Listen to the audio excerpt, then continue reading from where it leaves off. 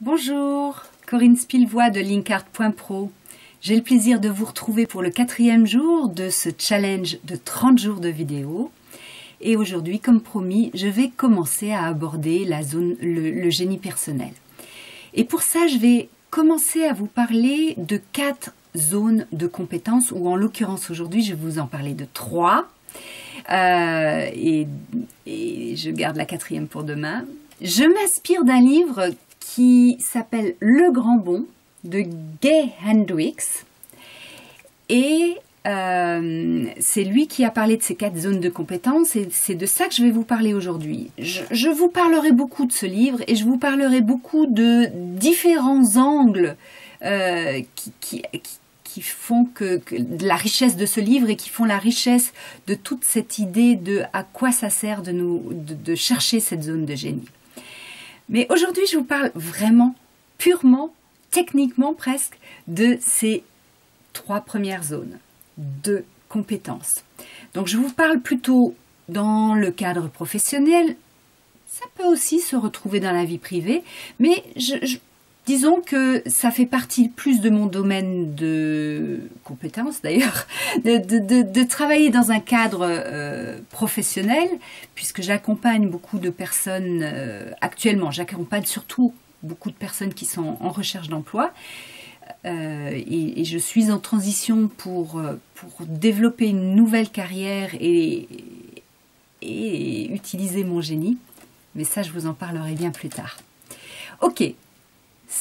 Allons directement dans le sujet.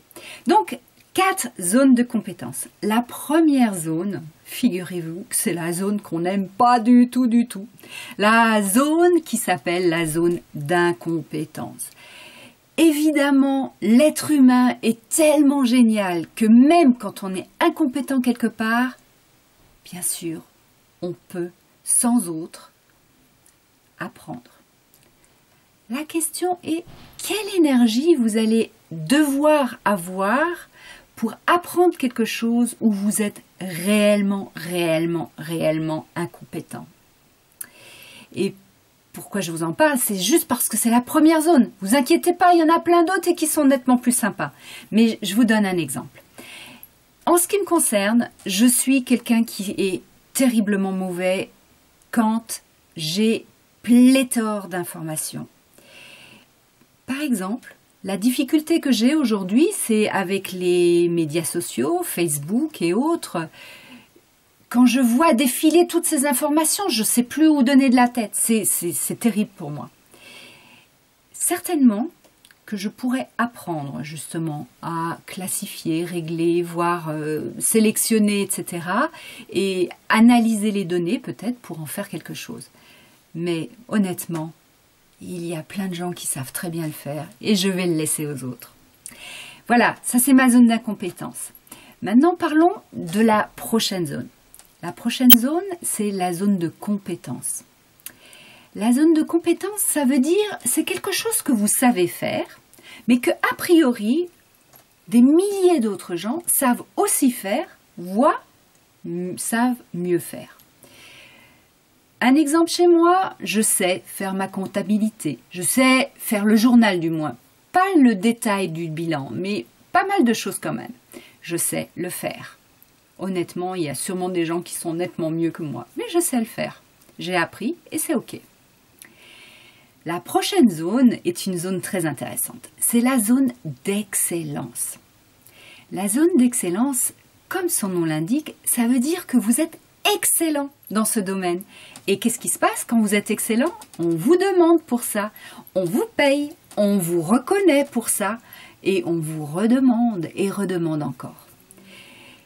La petite difficulté avec ça, c'est que on vous demande tellement que peut-être vous n'avez pas, ou plutôt vous ne savez pas, comment faire pour être plus en résonance avec votre intérieur, votre âme, pour ceux qui ont envie de parler d'âme, ou votre nature profonde, essentielle.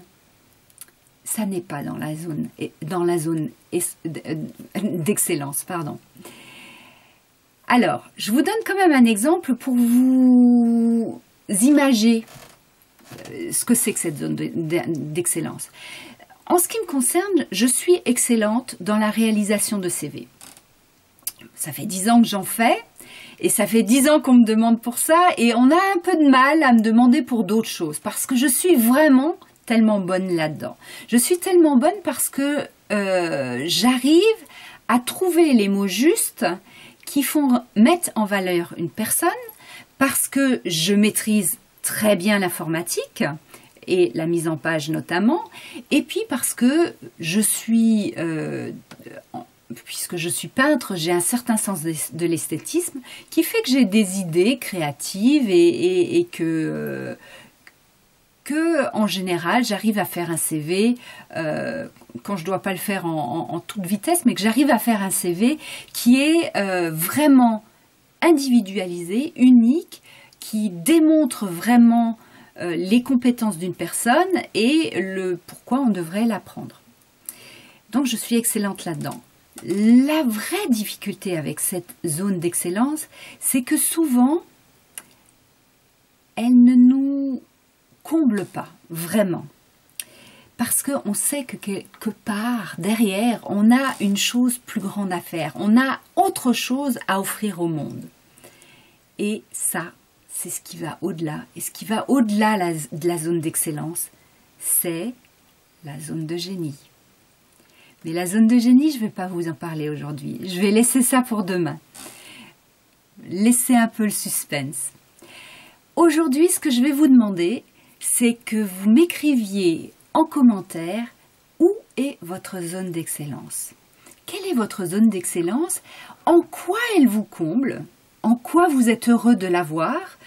Et en quoi elle a un petit goût de c'est insuffisant.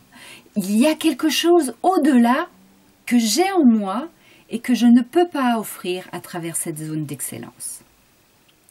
Donc, vous m'écrivez ça dans les commentaires. Si vous le souhaitez, inscrivez-vous dans linkart.pro pour obtenir la liste des questions pour trouver votre propre zone de génie. Et on se retrouve demain. Au revoir.